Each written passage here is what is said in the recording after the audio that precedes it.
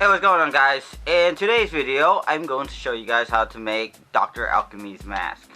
It was really easy. I actually took Deathstroke's helmet template and I modified it to make it look like that. Basically gave it a little beak there. But yeah, I hope you guys enjoyed this video. Here is the template for my Deathstroke helmet. I also use this for my red hood, but I'm going to modify this. I added a little bit more curvature to the mouth area just to give it the beak effect. I drew some lines for the eyebrow and I'm using my wood burner to etch in the line.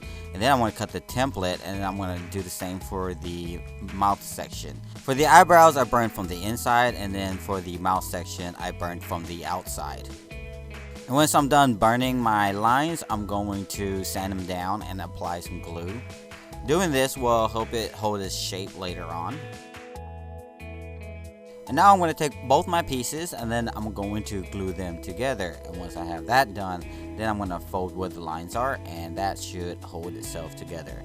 This will give you the shape that we want. Notice how the eyebrows actually pop out this time. And this is how it should look like from the inside. Now I'm gonna need to trim the side just a little bit so it'll curve around the forehead just a little bit better. So I just folded it, cut it, and glued it. It should look something like this. On the show, it looks like the mask is just held on by straps, but I'm gonna go ahead and make this a helmet, and I'm going to use Ed to make templates for the backside of this helmet. Then you're gonna cut all your pieces out and glue them all together, and it should come out looking something like this. Then I'm going to carefully glue the back to the front of the mask. Having this back piece actually holds the mask shape a lot better. And once everything is fitted properly, I'm going to go ahead and glue the back piece down. And so far, so groovy.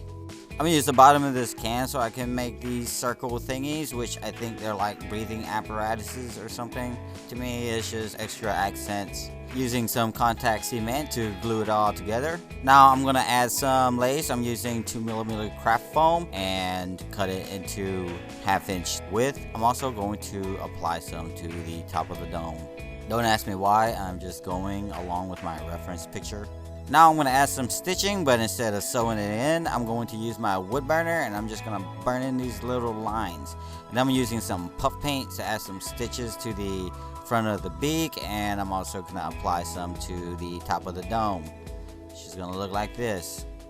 My alchemy mask is starting to look sick, but it's about to get sicker because I'm going to lay down some paint. I've already sealed it, and then I'm going to lay down some base coat, which is this nasty yellow brownish looking thingy, but it's all good.